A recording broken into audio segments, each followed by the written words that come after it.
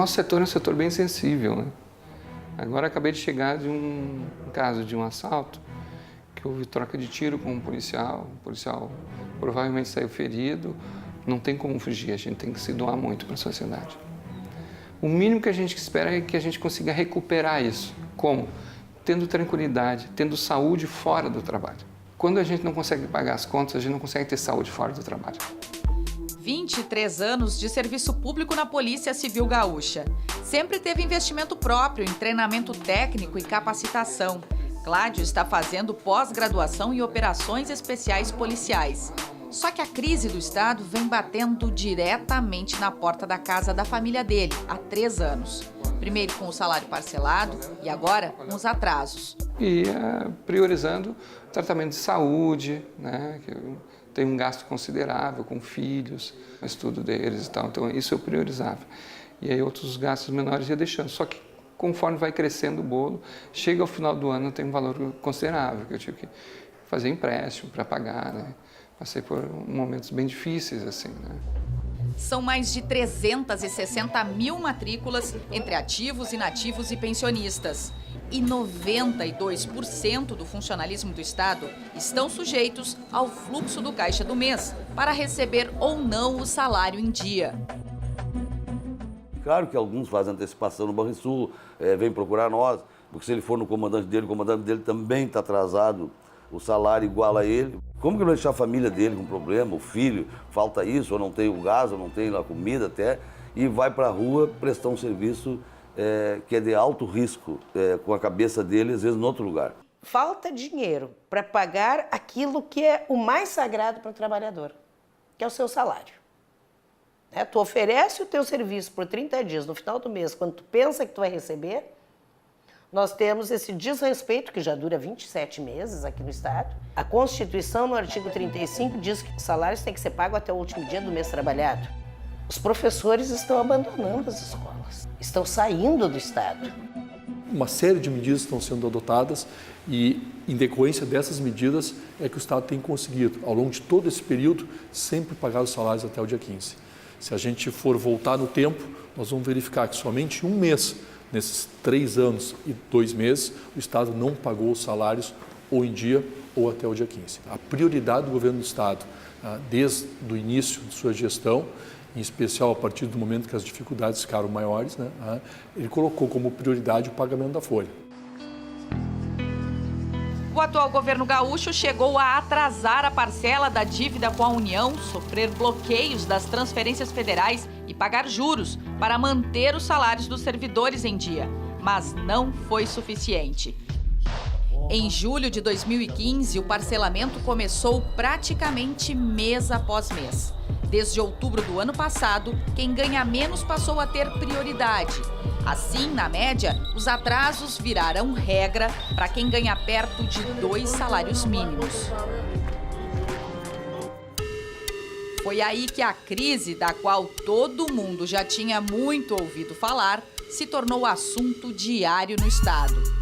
É tão grande que ninguém sabe. Um grande termômetro é tu passear no centro, é tu ver os estacionamentos vazios na cidade, é tu ir no supermercado e tu ver muito pouco movimento. O serviço diminui e claro que a gente se vê em dificuldade para pagar as contas, né? Porque todo mundo trabalha, todo mundo paga seus impostos, né? Talvez não sei nem entender o tamanho que ela já se tornou. É grave, né? Porque não sei como é que eles vão pagar, né? O gaúcho quer saber quanto deve. O governo Sartori assumiu o Estado com uma previsão de déficit da ordem de 25 bilhões de reais.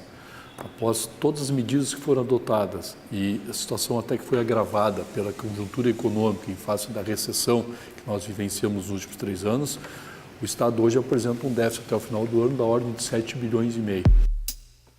Historicamente, os gastos são maiores do que a receita no Rio Grande do Sul. Dos últimos 48 anos, somente 7 empataram ou tiveram superávit, e por questões bem pontuais. Esta apólice aqui foi emitida pelo Estado do Rio Grande do Sul em 1890. O valor, R$100 mil. Como estas, são várias em amostra aqui na Secretaria da Fazenda do Estado do Rio Grande do Sul. E isso demonstra como o nosso Estado, há muito tempo, toma dinheiro emprestado. Nas décadas de 1950 e 60, para investir em obras, o Estado pegava empréstimo e emitia títulos de baixo valor. Ernesto Dornelles construiu rodovias, Leonel Brizola lançou as chamadas brisoletas, também para a construção de escolas. A ideia era conseguir fazer investimentos, e aí está a palavra mágica, investimentos que poderiam gerar mais renda para aumentar a receita, e aí eu pagaria aquilo que estava sendo tomado como empréstimo naquele momento. Com os governos militares e a onda do milagre econômico, a União facilitou as regras para o endividamento. E o copo começou a ficar cheio na década de 1970. No governo de Euclides Triquez, os títulos públicos passaram a ter correção monetária. Com os juros, a dívida aumentou quase 200%. Naquela época do regime militar, era uma época em que se incentivava muito investimentos em infraestrutura, em matriz energética e etc., sem se preocupar muito em como é que isso ia ser pago. Grande parte dos problemas nasceram naquele momento.